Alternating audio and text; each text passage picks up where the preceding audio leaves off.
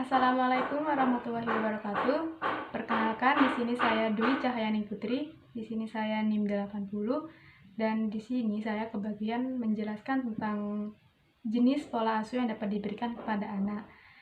Dan di sini kita sebagai orang tua juga harus mengetahui apa saja pola asuh yang dapat diberikan kepada anak. Dan jangan sampai kita memberikan pola asuh yang salah untuk diberikan kepada anak kita sendiri. Takutnya nantinya akan mengakibatkan dampak buruk bagi anak kita. Dan yang pertama ada 6 jenis pola asuh yang dapat diberikan kepada anak. Yang pertama ada pola asuh pendampingan. Yang dimaksud pola asuh pendampingan yaitu pola asuh ini termasuk pola asuh yang baik bagi anak karena orang tua selalu membebaskan anak untuk mengeksplorasi lingkungan sekitarnya sehingga mereka bisa belajar. Meski demikian, anak masih tetap dalam pengawasan orang tua. Selain itu, orang tua akan menerapkan batasan yang jelas dan sudah dibiasakan kepada anak. Dengan ini, anak akan bertanggung jawab terhadap diri sendiri dan orang lain, serta lebih percaya diri. Nah, salah satu pola asuh yang baik untuk diberikan kepada anak adalah pola asuh pendampingan ini, karena di sini anak tidak terlalu dikekang dan juga tidak terlalu dibiarkan begitu saja. Dan dalam pola asuh pendampingan ini, anak dapat bermain dengan bebas, dapat juga orang tua tidak lepas dari pengawasan mereka dalam bermain. Dan di sini juga anak akan cenderung lebih penurut dan juga lebih percaya diri ke depannya. Dan selanjutnya ada pola asuh permisif. Yang dimaksud pola asuh permisif yaitu orang tua dengan pola asuh permisif ini cenderung perhatian terhadap anak-anak mereka, tetapi longgar terhadap aturan dan disiplin. Orang tua juga sangat jarang memberikan tuntutan dan harapan kepada anak. Dengan pola asuh ini, anak cenderung tumbuh tanpa sikap disiplin. Dan jika orang tua menerapkan pola asuh permisif ini, sebaiknya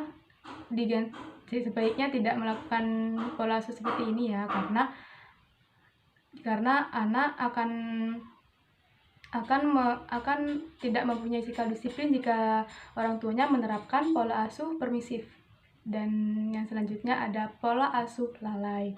Nah, pola asuh lalai di sini orang tua lebih mengabaikan emosi dan pendapat dari anak mereka.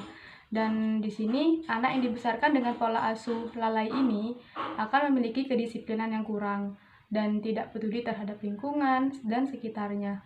Berkembang menjadi dewasa sebelum waktunya, bahkan anak akan sering mengalami pertengkaran dengan orang tua. Nah, bagi ibu-ibu dan orang tua di sini, kita jangan menerapkan pola asuh lalai ini ya, karena sangat tidak baik diberikan kepada anak kita.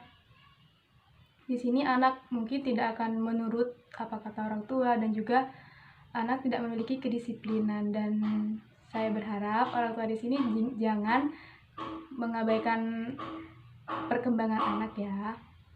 Dan selanjutnya ada pola asuh kasih sayang. Nah, di sini pola asuh kasih sayang ini yang patut diterapkan dalam berumah tangga ya. Dan yang dimaksud dengan pola asuh kasih sayang ini adalah pola asuh yang baik karena adanya keterikatan emosional yang dipupuk dengan baik oleh orang tua. Nah, orang tua dengan pola asuh ini biasanya akan menghindari hukuman fisik pada anak. Orang tua juga akan mengajarkan sikap disiplin melalui interaksi antara orang tua dan anak. Jeleknya dengan pola asuh ini, anak menjadi manja dan terlalu tergantung kepada orang tuanya. Nah, dengan pola asuh seperti ini ada dampak positifnya dan juga dampak negatifnya ya ibu-ibu. Jadi melakukan pola asuh dengan kasih sayang ini adalah baik dan juga memberikan dampak positif juga bagi anak. Tetapi dengan pola asuh kasih sayang ini dampak negatifnya yaitu anak terlalu manja dan mungkin nantinya akan selalu memanjakan dirinya kepada orang tua. Dan mungkin ketika anak kita sudah berkeluarga nantinya, mereka tidak akan mempunyai sikap dewasa atau siap berkeluarga karena mereka sudah terbiasa dimanja sejak kecil. Dan yang selanjutnya ada pola asuh positif.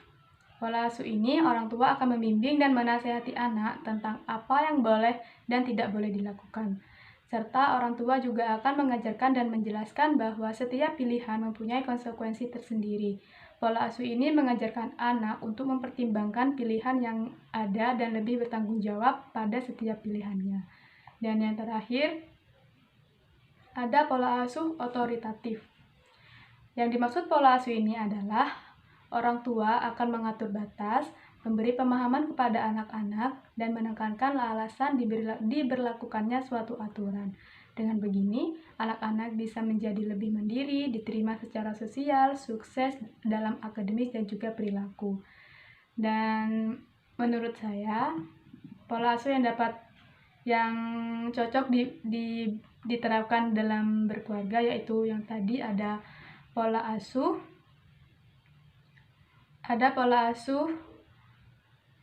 pendampingan dan juga ada pola asuh permisif, dan saya lebih merekomendasikan orang tua melakukan atau menerapkan pola asuh permisif pada anak.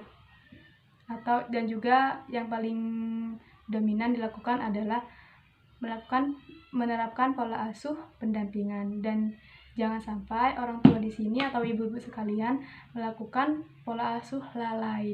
Di sini kita tidak boleh melalaikan anak ya ibu-ibu. Dan begitu aja penjelasan dari saya, yaitu tentang jenis-jenis pola asuh yang dapat diberikan kepada anak. Semoga penjelasan dari saya bermanfaat, dan materi selanjutnya akan dijelaskan oleh Lailatul Qamariah NIM 85. Sekian dari saya. Apabila saya ada kesalahan atau menjelaskannya kurang tepat, saya mohon maaf. Wassalamualaikum warahmatullahi wabarakatuh.